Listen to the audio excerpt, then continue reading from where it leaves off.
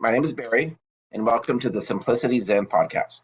If you're watching this on YouTube, if you could take a moment and hit the subscribe and alert buttons and like the video, that'll help inspire YouTube to show it to more people, this channel to more people in this video. If you're watching on one of the webcast apps, you can subscribe through your webcast app. You can also go to simplicityzen.com and sign up for the newsletter there. Today, my guest is Yujiro Seki.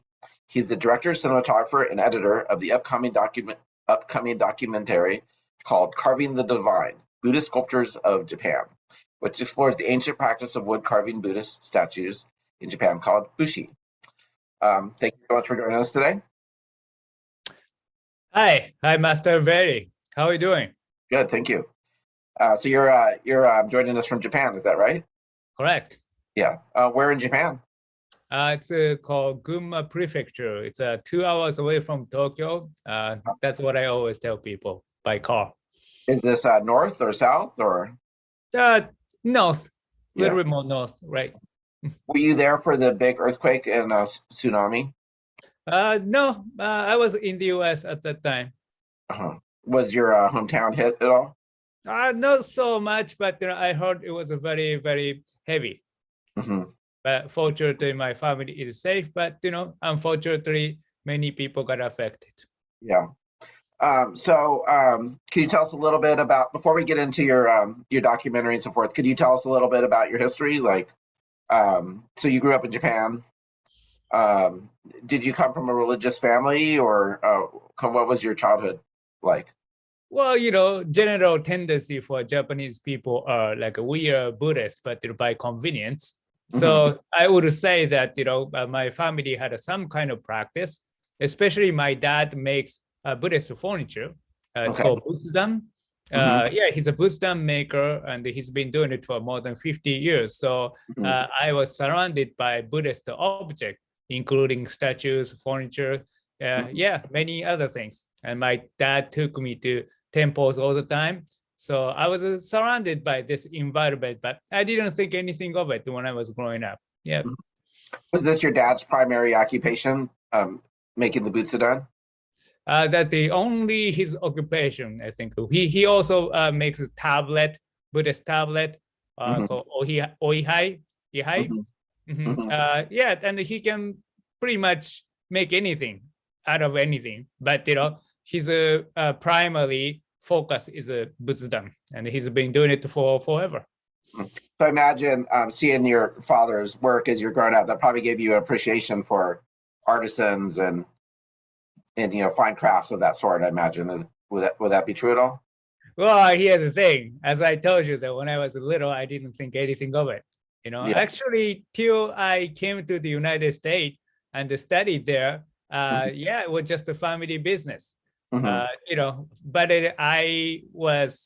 when I came to the United States, I saw myself as a Japanese for the first time. So it sounds kind of weird, but when you are in Japan, everybody is Japanese, pretty much. So you don't think of you being Japanese, but you become very conscious about your identity because everybody asks you about your country, your culture, and everything. And also I was very, very curious about the people from different cultures. So the relationship is kind of reciprocal. And when foreigners ask me about the Japanese culture, often I don't have any answer, and I was very embarrassed because I should know, but I don't know. That kind of thing. So yeah, and to answer your question, I began appreciating things about my culture. And, I began to realize that maybe the environment that I grew up in was somewhat very special. So, yeah. Was it a small town? It's a mid size, I think, because let's say, LA is a Tokyo and San Diego is my town, let's say. Yeah. It's a city. Yeah, it's a city. Yes. Yeah. Were most of your dad's customers, were they temples, or would you sell butsudan to people's houses for their shrines in their houses too? Both. Yeah, because he's originally from Tokyo. and he got trained in Tokyo, and his master, he had a factory in Maebashi, and he told him to go there, and he was working there for a while, but after a while he left the factory and he started making his own busan, and he ended up staying here. He never went back to Tokyo. Did you help at all? Yes, to some extent. I'm not like a textile like my father. So, I do simple things, but, I mean, I decided to study in the United States and, study cinema. So, I really didn't learn so much about what he can do. So, yeah. Was there any pressure for you to join the family business? Because I know in Japan, sometimes the oldest son is expected to kind of, follow the footsteps of the father. Did you have any of that at all? No. I mean, in my case, no. I think he wanted me to join, but, probably he knew I was not that good at hand. So maybe he realized, I better do something else than making boots. Do you have any brothers or sisters? Yeah, I do have a big brother. Is he involved with your dad's business at all? In some way, some extent. Yeah. Yeah. So when you're growing up with your family, were they in a danka? Were they part of a danka for a temple? That's a good question. So yes and no. I mean, I don't really have the answer. Yes, he has a temple that he's close to, but it doesn't mean necessarily he is a part of danka. But he's kind of everywhere. Yeah. I know in some Japanese families, they have I don't know the right words, but once a year they do a ceremony for their ancestors and so forth. Do you know what I'm talking about? You mean obon? Yeah, but I think they actually the priest comes to your house and chants sutras. Is this ringing a bell at all? Yeah, we are Buddhists by convenience, right? Yes, you guys didn't do that.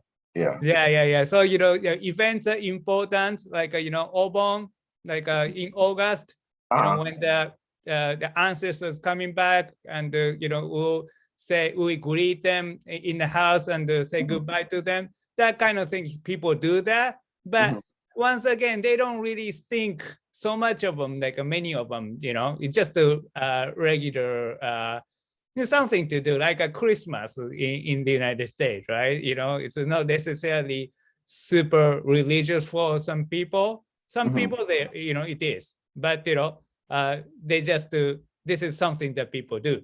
Right. So, but yeah. So Japanese people are very secular people for the most part. So even though they have a very rich Buddhist tradition, Shinto tradition, most of the people just to go with the flow and just to, live the day by day without thinking too much.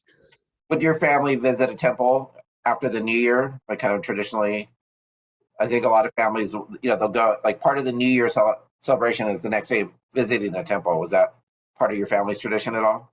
Yes, actually, my father is coming from, he's from Tokyo. He's from Asakusa. Asakusa has a Sensoji. Sensoji has a Kannon Bodhisattva is like a main deity there, patron deity. So every year he actually goes to Tokyo to pay a homage to the temple and the statue. Yeah, I mean deity, Kannon Sama. Yes, he does that. Yeah. And your mom, did she work, or was she a homemaker? Well, interesting, because you ask me like a very family thing, huh? Well, yeah, my mother actually is a salesperson. Like she stays home, but when the customer comes, customers come to buy furniture of my father. She actually sells furniture. So it's a kind of team, like a father makes furniture, my mother sells it. He's like the gruff worksman, and she's like the pleasant person that talks to the customers type of thing. Yeah. She's more, I think, sociable and pleasant than my father. So my father is social and pleasant, but in a different kind of way. So yeah. So Did you come to America to study cinema? Yes, that was the original idea because I made a film when I was in high school. It was a detective film, a comedy detective film. So it's just like any other, high school kids want to do, right? I think, and I just fell in love with the process of cinema, just making out of nothing, and you can actually feel like, you're doing something good, and that was a big mistake, but that was I was thinking back then, yes.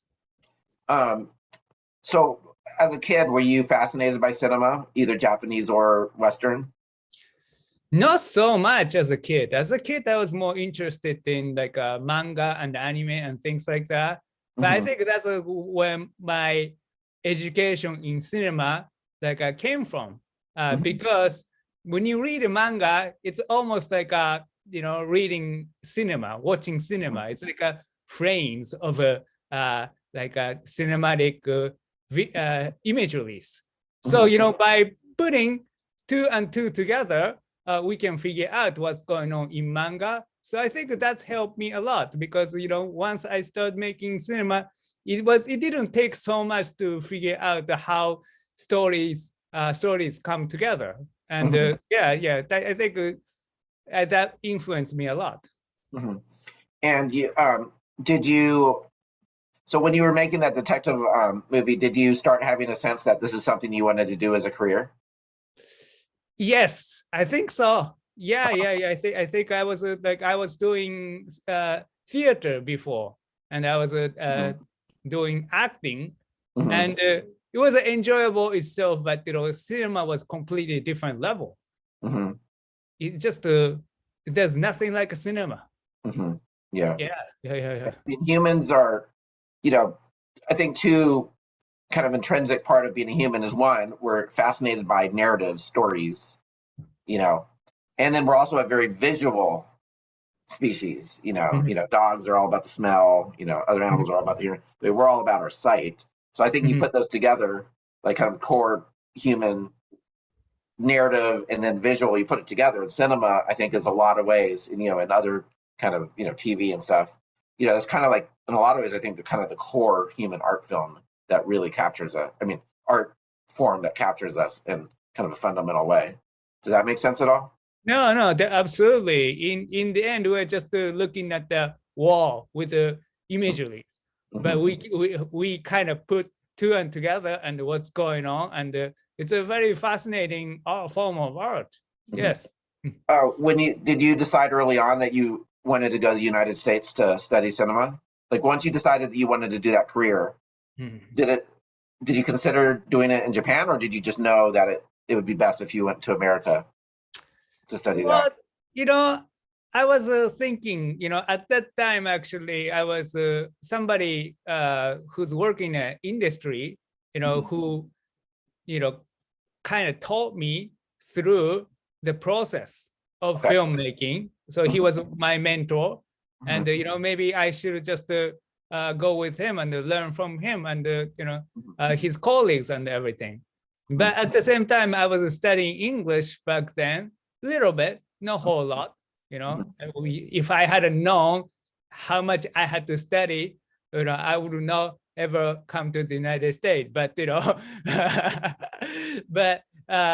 back then, I had a naive concept that hey, if you want to study cinema, United States is the best place. There was a narrative behind this kind of thing. So because people believe everything coming from the United States, especially cinema, is the best. And by learning, people thought about that. I thought about it. I believe it. That's why I could have probably learned cinema anywhere. But back then, that's what I was believing. So I wanted to go there and study, and I went there. So when you did you go to Berkeley? Is that right? Yeah. After a few years of studying in English language school, and I went to community college, and I went to Berkeley. Yes. Yeah. Was it hard to learn English?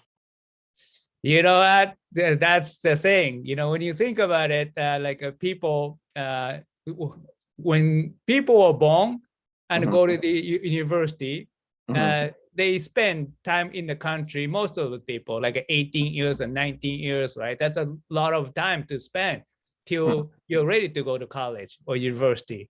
But, I studied a little bit of English, but, it was not good enough. I felt like I went there as an infant, almost like, to be able to go to university as an infant, like a 2, 3, 4 years, that was a little bit too much for me. But when I went to community college, it was a very nice environment. Everybody was there to help me. There was an English writing center, reading center. The tutoring center was like in general was like a fantastic, and I felt very comfortable. And I felt like I was succeeding, and I was ready to go to university. And I got accepted to Berkeley, and I thought I'm gonna go to like a bigger and better place, but the opposite was true.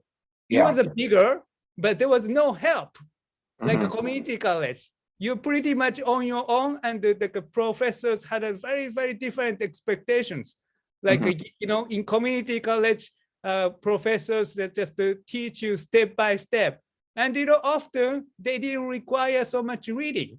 You could have, you will be able to do many of the classes without reading. But when I went to University of Berkeley, it was a completely opposite experience. They expected you to be an expert like right away, and they talk like as if you already know everything. And reading was very little when I was in community college, but reading is like enormous when I went to 4-year universities. Like this was a little this much when I had to read it in a community college, and this becomes like this much when you and probably a lot more sophisticated stuff too. Yeah. I was shocked. I thought I would never be able to make it. And I was like, well, I'm going to drop out of school, and I have to find a different path, but once you get used to it and understand the system, you figure out how to work within the system. And, it was a different environment. Like, for example, I joined the study group, and many people came together, and just they bounce off the ideas together. And I didn't need to do that much when I was in community college, but it was a very math thing when I went to Berkeley. And eventually, for some kind of miracle, I finished the school and graduated. So did you live on campus?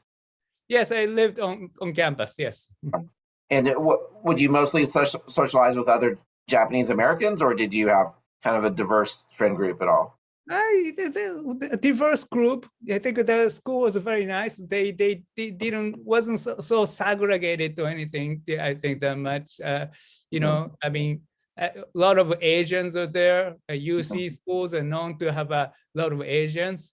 I thought it was kind of funny, like an acronym for UCLA, like school. Do you want to hear a funny story about that? Please tell me. So this is a long time ago. I was looking. So I've been studying Buddhism for a long time. So this was probably 20 years ago, 25 years ago, or something. Okay. And I was looking for a particular book that was really hard for. I don't remember what it was at this point. The only place that I found that it existed was on the UC Berkeley campus in the I guess it was called the Asian Library, maybe. And I couldn't find it. And so I'm like, I'm gonna have to ask a student. And so I turned around to look at the first student I could ask, and it was some Asian kids. And I thought, like, oh, I can't ask him. He's gonna think I'm only asking him because he's Asian. And I thought, well, no, I'm just gonna ask him. But he's a person. He's there. I'm gonna ask him. So I'm like, excuse me, do you know where the Asian Art Museum is? And he says, what? Are you asking me just because I'm Asian? I'm like, oh. Yeah. And anyway, yeah. So what did you think about American culture, like San Francisco, Berkeley? Did you like it? Did you feel? Well, to be honest with you, when I was there, I lived on campus and I really didn't go many places because I was trying to finish school. But many people. What? Did you go get pizza on Telegraph Avenue at least? Something like that. But there's a place called Asian Ghetto or something, Asian Ghetto, Right, where yeah. all the Asian restaurants are there. I went there all the time, and I always had a mapo tofu. It's like back then it was like $3, like the cheapest food. I don't think right now you can get anything for $3, but back then, yeah, $3 a meal for like savior for students. Yes. Did you ever try Japanese cuisine in America? Yeah. Was it okay, or was it just... I mean, yeah. So depends on places, of course. But there are a lot of places. I love buffet or you can eat place. Yeah, there are a lot of places in San Diego. I had a more good time in San Diego when it comes to socializing and doing fun things, I guess, than Berkeley. Berkeley, I just all remember it's just studying and What brought you to San Diego? Did you graduate student there, or graduate studies there, or did you work, or what? I don't know, just, language school. Oh, language. Yeah. Because like when I was in high school, I came to the state for only like a few weeks. Oh, okay. Yeah, and for like a exchange students program or something like that. Okay. And when San Diego is the place that I was kind of used to, and I know that the weather is like a really perfect. I've never been to any place the weather is as perfect as San Diego. I mean, for me. Yeah, because it is nice. Yeah. There's no raining. Like it's not hot, it's not cold. Yeah. I went to like a place like Medellin, Colombia. They say it's an eternal spring, right? Oh, sounds really cool. But when I went there, it rained quite a bit. Rains a lot. And I was like, well, even though the weather, climate is nice and everything, but San Diego, it just doesn't rain. Yeah, and you can go into the ocean there too. A lot of beaches in California, it's freezing. The water's freezing. Where in San Diego, it's pretty and it's warm enough to go in and stuff too. Oh, year round. Yeah. So when you were studying at Berkeley, did you have a sense of what type of filmmaking you wanted to do, or were you just completely focused on your work at that point? Well, when I was in Berkeley, I didn't really have any style, but back then I was very interested in cultures. So my thesis film that I made when I was in college was like a Mexican immigrant who wants to be sushi chef. Okay. Yeah, because like when I was living in California, I saw Mexican people everywhere working in the kitchen and making it's the backbone of kitchens. Yeah. Yeah, it sounds, I don't know, maybe I was naive, me trying to, as a Japanese person, trying to make a short narrative film about the Mexican person, like who the heck I know about the Mexican experience, but I mean, sounds interesting. Yeah, often we are very curious about people from different culture, and we want to make a film about it, right? I think that's the kind of phase that I was in. So hey, I'm from Japanese culture, and I was somebody who's trying to make sushi, but he's not Japanese. What the experience for him is like? I was kind of interested. So yeah. Have you ever seen the movie Jiro Dreams of Sushi? Yes, I've seen it. Yes. Yeah. What did you think of that? Well, I understand why Western people liked it. It's not so popular in Japan, that film, because the aspect of the discipline that he has, and also like how he conduct his business and he's searching for perfection. It's not so special for Japanese people. It's kind of normal thing.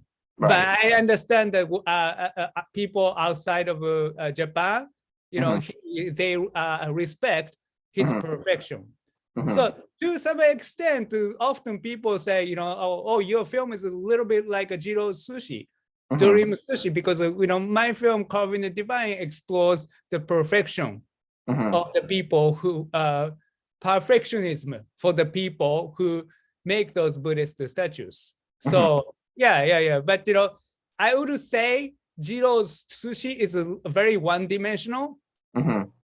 Mine would explore more multi-dimensional aspect of people. So I'm not saying that my film is better than Jiro's Sushi or anything like this, but that was my perception. Yeah. Because often I think the film is made by non-Japanese, I would assume.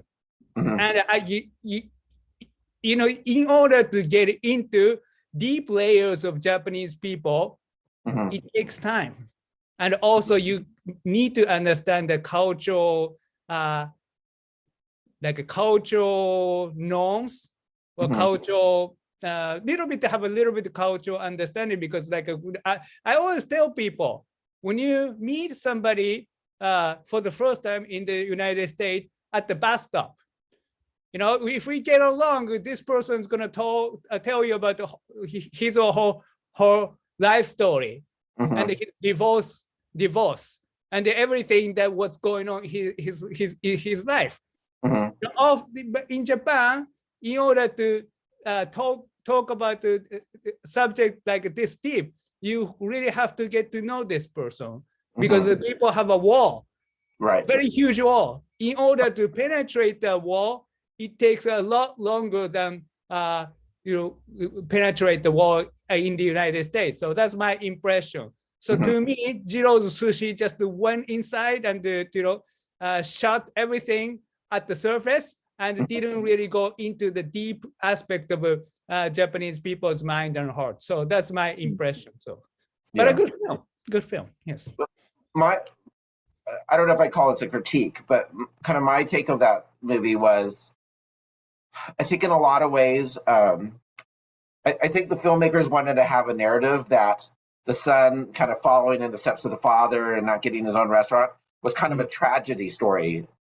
I kind of felt like they kind of forced that narrative, whereas I'm not sure how much that actually mapped reality at all, Well, here's the thing, when you make a documentary, there's no way that you can get away from subjectivity. Or anything you make, even like a TV news, there's somebody who's making the narrative. They say they are objective, but there's somebody who's making it. So there's a human perspective there. So especially like nowadays documentary, in order to make makes sense out of the story, often the filmmakers put the narrative that makes sense for viewers. And often, if the time is limited for the filmmakers to make a movie, the 3 months or 4 months, a very short period of time for the documentary, often it does not come out to be so natural, almost like hey, this is how I have to make a story. So I don't know. That's the reason why that filmmaker put the story like this. But at the same time, if you want to make a sincere fly on the wall kind of documentary, it takes time. And the best documentaries, in my opinion, are ones that they take like 5 years, 6 years, 10 years to something like that to make it. It's just also it really comes comes into fruition when you see a film like that. For example, something very famous in a documentary world, Hoop Dream. Hoop Dream is about a great movie. So the kids trying to be an NBA players and everything, and just the filmmaker takes so much time to observe them, and it's a very well put together, but just it takes time. But the story comes so naturally rather than somebody who's making something for 3-4 months or sometimes a couple weeks. You know, so documentary is a very difficult art form, in my opinion, because you know, if you plan it too much, it just become a maker's point of view and just trying to force that view on people. You know, but are you familiar with the Heisenberg? Oh God, I can't think of it now that I'm thinking about the Heisenberg principle, where if you measure a subatomic particle, you can't really look at it because the measuring itself kind of changes it. And I'm almost wondering, like, when you approach a documentary like that, you know, if you go into it with a preconceived narrative, you're only looking for things that already meet that narrative, you know, as opposed to, you know, like going in with an open mind, you know, like a beginner's mind and just seeing what unfolds, you know. Right. But, you know, it doesn't mean everybody has a luxury to do that kind of work. Yeah. So that's why I always tell people I will never make this kind of documentary ever again. Yeah. Yeah, to people say, oh, come on, you know, you can do it. You can do a better job next time. I was like, yeah, I'm going to spend like 10 years to make this. Another one? I don't think so, you know. Like, so you made a documentary in college as your thesis project. So that was a documentary. That was a short narrative. Oh, it was short story. Oh, okay. Yes, yeah. I get it. Okay, I misunderstood. So, so you graduated. Yes. What were your next steps? Well, next step was to find a job in Los Angeles. And I had this fantasy dream of Los Angeles as such a beautiful, beautiful place, and where all the scenes are happening, people making film and all this, and I went there and I looked for a job, and I couldn't find any job, and it took me about like 1 year to find something solid. Meanwhile, I was doing something else and not so much a film related thing, but one day, I saw an ad, and this company was looking for a Japanese salesperson.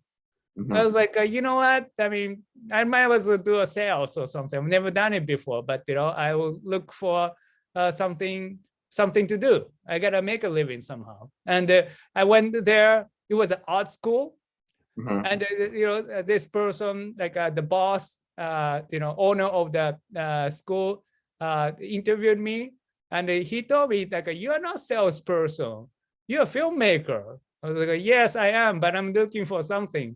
And he was like, come here. And he just showed his school around, and he said, well, I'm looking for somebody who can help us with our TV show. I was like, yeah. And I was like, okay, then maybe I can join the company. And he was like, okay, you're hired, you're coming from tomorrow. So so that was my first real job, I guess. So I went, and the school had also film program, and I was invited to be a film instructor, and that's how I actually got my visa, working visa through the school. And I also work for their design company and help producing their TV shows and things like that. So and they worked there for a few years. Was that good hands-on experience for you? Yes, it was very different from school. Actually, I went everywhere, and I was be able to learn so much. Yes. And then what did you do after that job? Well, I got a green card, and unfortunately, the company was not doing well because I think it was a recession back then. And, I also didn't like the idea of staying there forever because I was making videos for business, teaching was nice and everything, and comfortable. But, I didn't come to the United States to end up like this. I wanted to make something that meaningful to me, meaningful to my people, and meaningful to the world. and I wanted to make a movie that inspires people. That was my initial high school dream. So I wanted to make at least something in my life, at least once. So yeah, and I actually after that I left the company and went UCLA extension for a year and intensively studied cinematography. I wanted to really be a good cinematographer. So I studied there. And after that, I mean, I decided to make a documentary called In the Divine because. Yeah. How did you choose that subject matter? Well, first of all, I mean, when you make a documentary for the first time, it's important to think about what you can get a hands on, right? Like, for example, if you want to make a documentary about the President Obama or something, how can you get the access to President Obama? If you don't have any connection, there's no way you can make a documentary about the President Obama. So, to me, I mean, I grew up in this special environment. My father is a Buddhist furniture maker, and he's connected to the world and also like a Bushi world. And, Bushi tradition is 1,400 years old. So, I thought, and, in the Western world, virtually, nobody knows about it. And, I just thought, oh, this would be really good subject matter for me to do. Did it just come to you one day, or? No, I mean, I guess it's a little by little. Like, because I was thinking like, hey, what can I do? What can I do? And I was thinking something like, hey, I can shoot a documentary about the motorcycle gangs in Japan. I thought something like that too. But, I mean, in the end, that's kind of thing everybody else does. Right. I mean, motorcycle gang, Yakuza, things like that. People love that kind of stuff. And then maybe, as a business, I mean, doing something like that is more profitable. Who knows? But, for me, I wanted to make something meaningful. Maybe meaningful to not meaningful to some people, but meaningful for me. And it's a lot of people who find it very meaningful. Because there being Buddhist sculptures ask us very important question in life, my opinion. Like why we are born, but why we suffer and why we die. How can we overcome the suffering in life? That's not really a Buddhist question. That's an eternal human question for me. So what else is more important than that? I didn't think about it back then, but, gradually when I'm working on this project, I mean, a lot of things came to me and, I realized how profound this culture is. And when you think about it, like my documentary itself cannot even begin to convey this deep tradition. But my documentary can be a starter for people to understand, this kind of art exists. So that's why, I do, things like a YouTube show, Carving the Divine TV, where, I, do a show about the, basic concept and the history of Buddhism. So inviting many experts in the industry, around the globe, and so that people can really understand the basic aspect. Because often what happens is when we are very familiar with a certain terminology, certain language, and you feel you understand something about Buddhism, you talk in that language, and you don't really care so much about inviting somebody who don't know anything about it to get the grasp of this. Because this subject can be very, very dry and boring. And this subject can be very exciting and, inspirational. But, if, we don't do that job of letting people come to this new world, we could lose people. So, that's going back to the Berkeley. That's all how I felt. Mhm.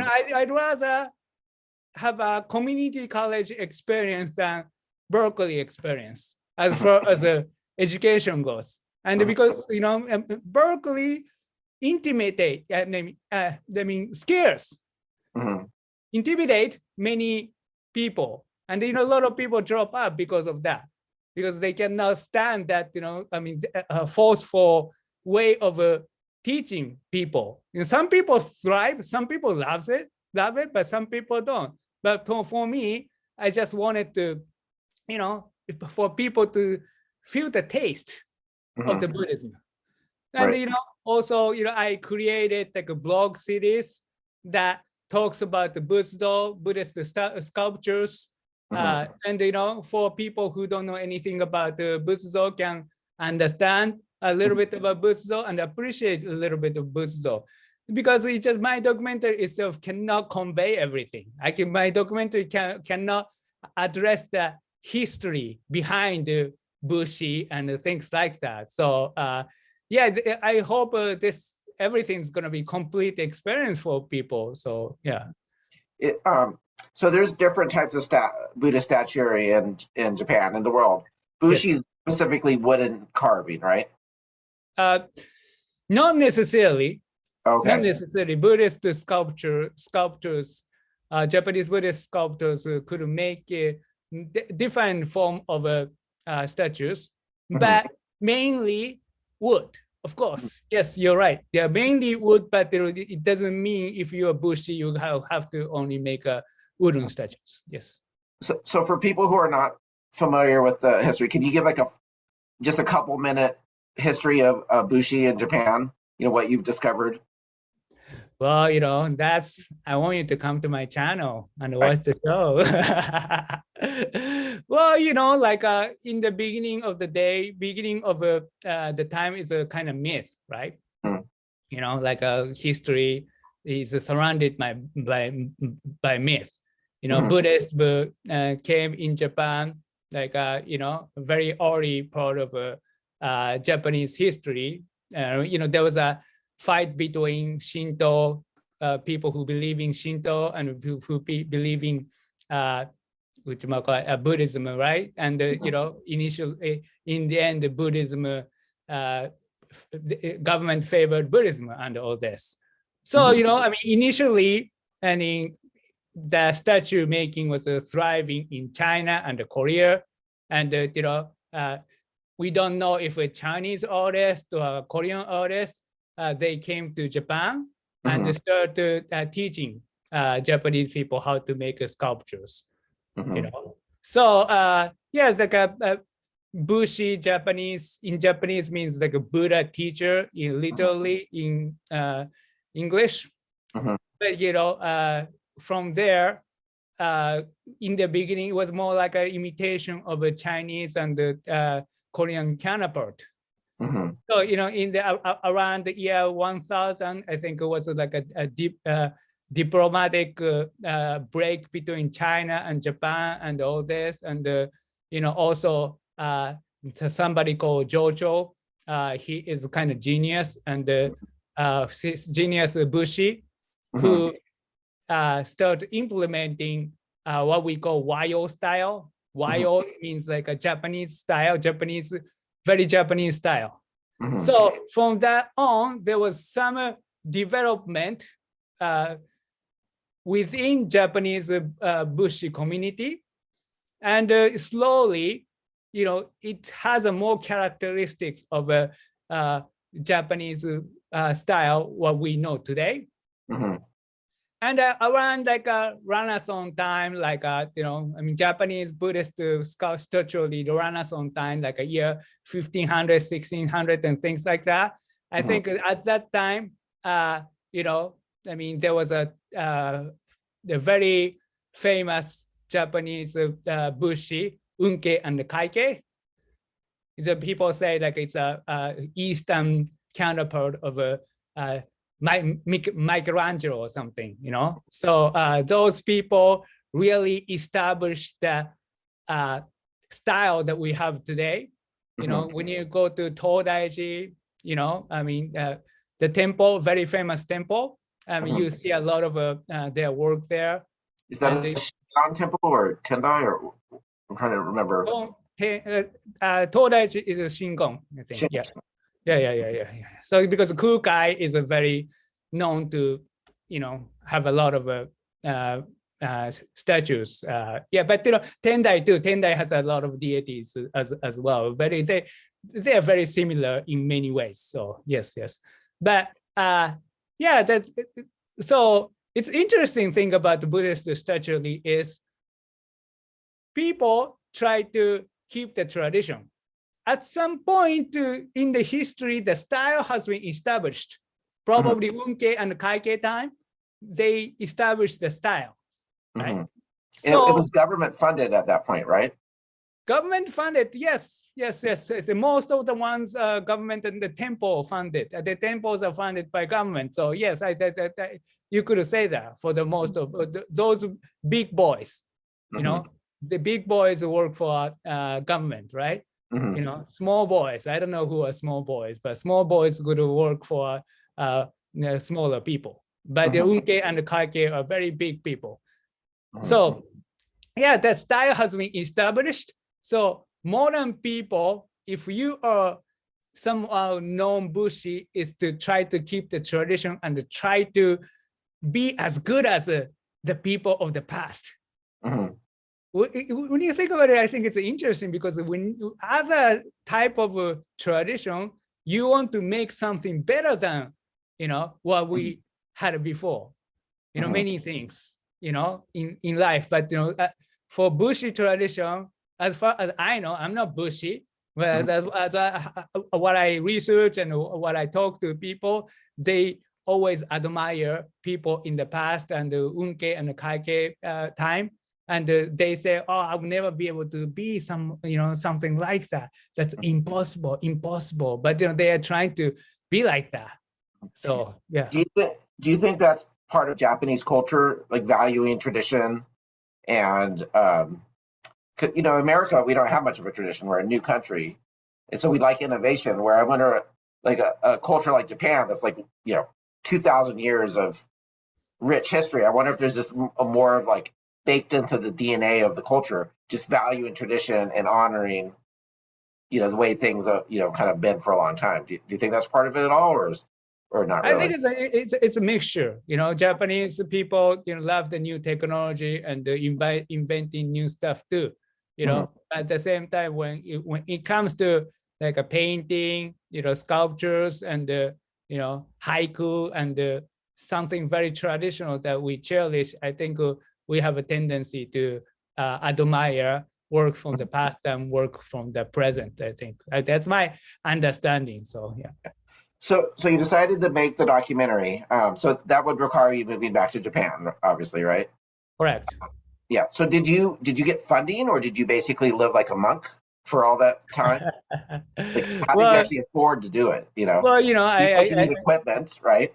Yeah. Well, first of all, I work in a company and gather a lot of equipment when I was, working.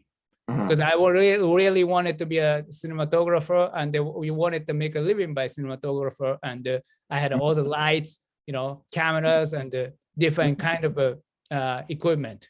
Yes, that's true. And I actually upgraded the equipment when I started documentary, the cameras, all this. It was like a newest camera back then. Now, it's not that great. Was it digital or film? Digital. Digital. Film, it costs too much. You won't be able to do that kind of documentary. So, and the company was pretty good. So I was able to save a lot of, I don't want to say a lot of money, but quite a substantial money for that time. Yeah. Yeah. Because I had a vision that I want to do something in my life. But I was thinking about more like starting a business of a video production company of some sort, right? So when I started doing it, I just started spending my money, and little by little. And of course, like there are many things that I can do to save money, and I didn't need to live like a monk, but this is another reason why it took me quite a bit of time, because it's not like I can just do it like in 1 day, 2 days, 3 days, but long period of time, right? But so it sounds pretty much self-financed then. Yeah, but some people, I mean, somebody who's really passionate about making art, they go through that path. It's nothing unusual. They do it, but also documentary is a very interesting medium, because a documentary is people say easy to get into and difficult to get out. So it means like it's not like a regular narrative film. You need a substantial budget for the from the get-go. They say, hey, $50,000, $100,000 right away. So if you don't have that money, you won't be able to do the film. Yeah, documentary can be like that, but if you are doing your own project, often you can go inside without thinking something like this, and I'm gonna just do it. I'm gonna make something good, and the minute I mean, you're sucked into it, and you cannot get out. And little by little, they'll exhaust your saving, exhaust your soul, exhaust your mind, but you won't be able to get out. So so yeah, that's one of the reasons why it took so long to make it too. So yeah. Did you move back to Japan full time, or were you commuting back and forth? Yeah, it's to some extent commuting back and forth. Yes. But I mean, there are certain period of time that I had to be in Japan for quite a bit of time. And there are certain period of time I don't need to stay in Japan quite a bit of time. So yeah, of course, it's not full-time job to tell you the truth. Okay. You do it little by little.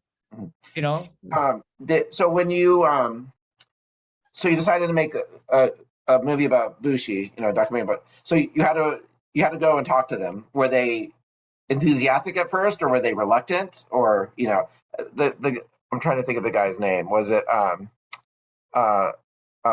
Seki? Is that pronounced right? Yeah, so he's the primary Bushi you studied. Is that correct? Yeah. So was he reluctant at first, or was he welcoming, or what was that relationship like?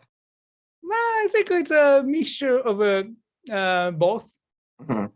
I guess I push myself to be in the environment that I maybe should not have in some situation, but sometimes he was okay with me being there. Was he surprised at first? No. Just I mean, here's the thing. You become air, in a sense, right? Okay. You become oxygen. So in the beginning, you're not oxygen. People who are very people notice the camera being there. But if you are there for many occasions and you just don't disturb their work that much, they just started doing their own thing. The challenging thing is like most of the time people just carve. That's their job, right? And there's no story there. How can you make a story out of people just carving? You see YouTube videos of people carving. Yeah, that's beautiful and everything, but there's no story there. But as a cinema, we need to have a story. So and it's not like following like a martial art championship, where somebody's gonna win or lose and things like that. It's a very open-ended subject. You can tackle in any way you imagine. So that was a challenging part. Getting them to shoot. Yes, because of my father's connections and everything. It was not too hard. It would be very, very hard if you don't have any connection, of course. But once you are there, you're just there. But to make a story out of that is a true art. So you, I mean, I imagine at some point you have this just enormous amount of footage. I imagine hundreds, thousands of hours. Oh yeah. Like, how did you even begin to like cull that down in the editing? Like what? Like I can't even imagine approaching that. Or are you kind of editing it as you're going along? Did you edit as you're going along, or did you wait till you had everything and then started culling down? Like how does that process work? You know what? I didn't have any room to mentally to shoot and edit at the same time. Shooting itself just exhausted everything out of me. So since I didn't have like an editor or anything, I had to edit it by myself. So I had to wait till I have something solid. Maybe I shot like a scene or two. I mean, after I started editing, but mainly everything was done after I finished shooting. Yes. Was that hard? So did the editing kind of create the story, or did you figure out like, okay, I see the narrative here. Now let me grab the segments that I think I know you didn't invent a narrative, but a narrative presented itself. Did what at that point, was it just looking through the footage, finding things that best manifested that narrative, or how does that work? Well, here's the thing. There are different kind of situations, right? Occasions. So you edit that particular theme. And you compile story out of that theme. And there's another theme. And you compile the story out of that theme. And you start combining everything together. So the first version that I had after like a year of almost editing was like 3.5 hours long. Wow, that's too long. Right. For documentary, like that recent Academy Award winning narrative feature from Japan, Drive My Car. That's like 3 hours long, right? It's a narrative, and you can get away with 3 hours. But who really watch 3-hour movies? Right. You know what I mean? So go to somebody who really loves cinema watch 3-hour movie, but most of the people, especially this fast-paced social media, like a 21st century, 3-hour long film is not acceptable, especially for documentary. Documentary people even have a shorter attention span. So, I had to edit it down to 98 minutes. Was that brutal? Oh, very brutal. Like cutting off parts of your baby? Yeah, so it's horrible because like as a cinematographer, there's like a beautiful, beautiful shot, right? Oh, I'm very proud of this shot. I love this shot. But for the sake of the story, I had to get rid of it. Like, oh man, I gotta get rid of this shot, but that's why I guess like a cinematographer and the editor, they cannot be the same people, they say, often. Oh, right. Yeah. Yeah. It was though, right? Yeah, but for this particular circumstance. Yeah. Because like again, you asked me about money. So if I have to hire somebody, it costs a lot of money. Those like industry, it's not cheap industry. Right. Those people get paid very handsomely. I mean, somebody who's skillful. And I also I had this naive concept. I don't know if you know Roberto Rodriguez. He's a director of El Mariachi. He's a very famous independent filmmaker. He became famous in 90 or something. And he pretty much went to Mexico all by himself with his 16mm camera and made a feature film all by himself, almost, without the crew. So that's why he even wrote a book called Rebel Without Crew. So, I mean, I was like, wow, this guy went to Mexico and shot everything by himself. If we can do it, I can do it, right? So that was kind of naive concept, whereas like, film, for the most of the film project, you need to have a team, solid team. but I wanted to just emulate what he did. So I kind of had my own ego to finish this project all by himself, but I don't think I'll ever do it again. Right. So in college, I used to paint. I was a painter. Right. Like fine art, not like houses. Right.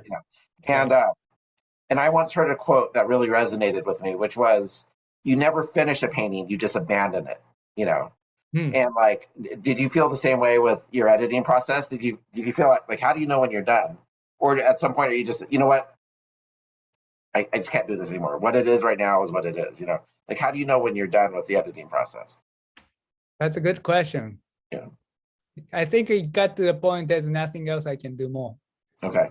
Because it was like a 12 or 13 versions that I had edited, and it just everything came together. And at some point, I think I got rid of one segment that was not serving the purpose for the entire story, like an arc of the story.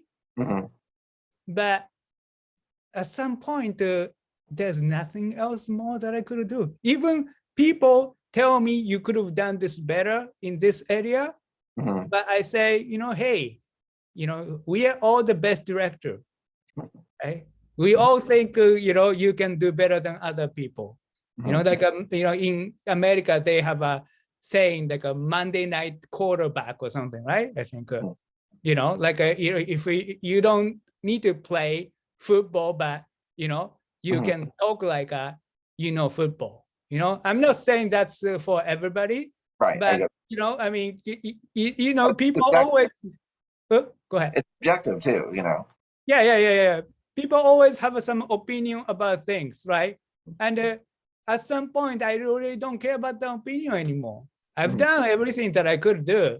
What else to say? If you think I could have done better, that's fine.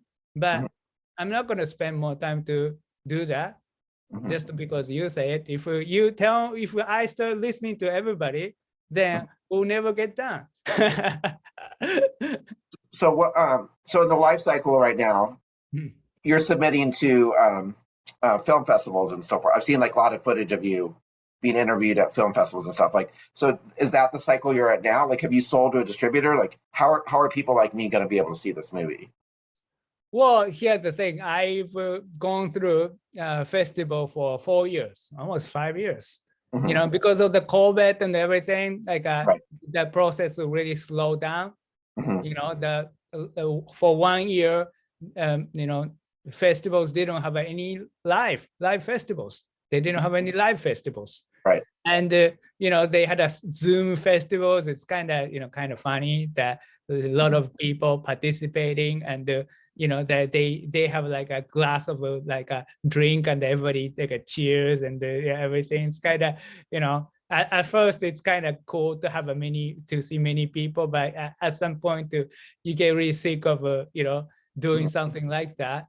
And for first 1 year, when I started the festival, I was not chosen by any festival, but after second years, it got picked up, and finally it won the Best Directors Award at the World Cinema Milan, and also showcase at Rain Dance Film Festival in London. Very, very famous. I thought Rain Dance was in, isn't it Aspen or something? Or am I confused?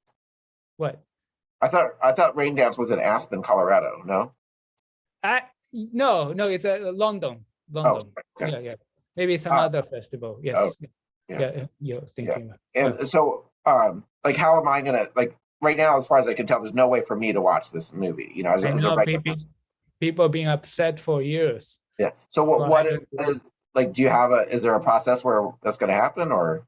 Yes. So, we are finally implementing on the plan and the thinking of the plan, and hopefully, by the next beginning of the next year or so, I can actually start showing that people.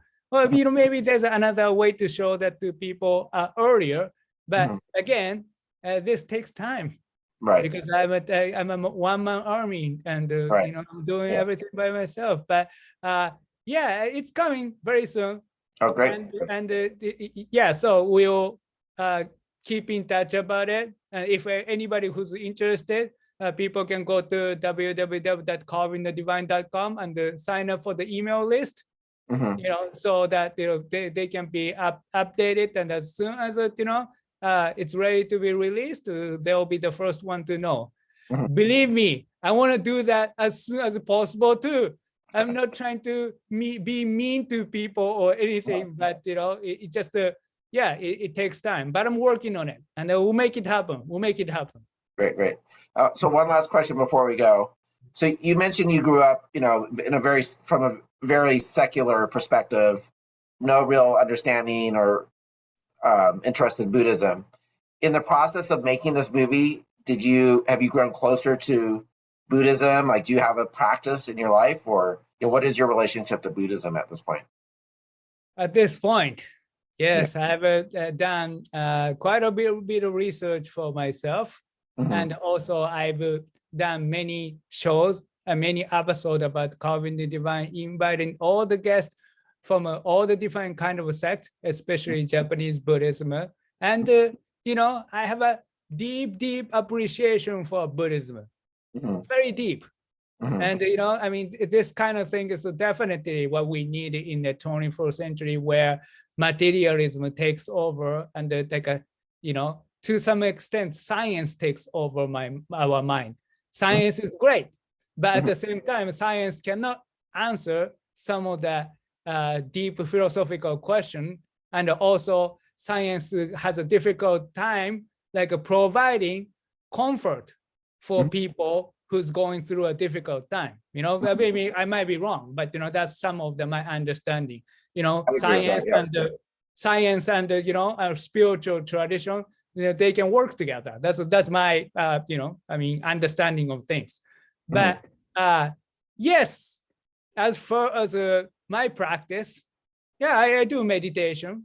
Mm-hmm. Meditation is very important because we can study all the philosophy, all the beautiful teaching. That's the. But you can feel really good about it for 5 minutes, 10 minutes, mm-hmm. for an hour. Mm-hmm. But you get back to your old self afterward.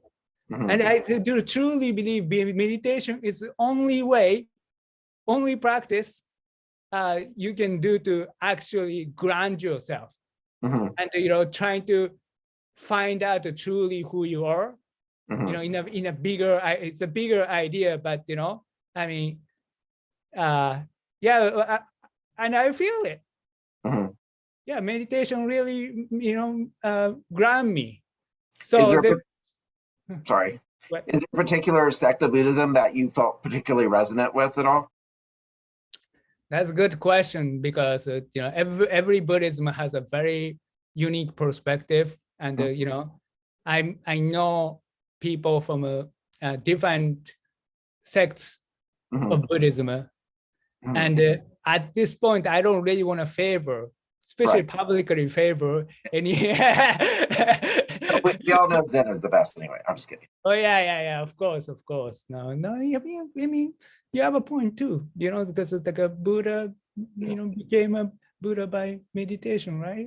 Well, I'm a Zen priest, so I'm biased, yeah. No. I understand. So no, I know. I think. I truly believe Zen is great. Mm-hmm. Yeah. I do meditation for a reason, right? Mm-hmm. Yeah, right. But other sects, I think they are, in my point of view, they're doing meditation in a different kind of way. Right. Yeah. So, and especially, I think, the fire ceremony stuff. Some of those ceremonies are just beautiful too. Right. Oh yeah, okay. People do meditation there, right too. Okay. Great. Well, thank you so much for sitting for such a long interview. I really appreciate it. And I'm very much looking forward to seeing the movie. And I will keep a close eye out for it and look for it. Thank you so much, Master Barry, for having me here. Thank you so much. Thank you. Thank you. Okay. Bye.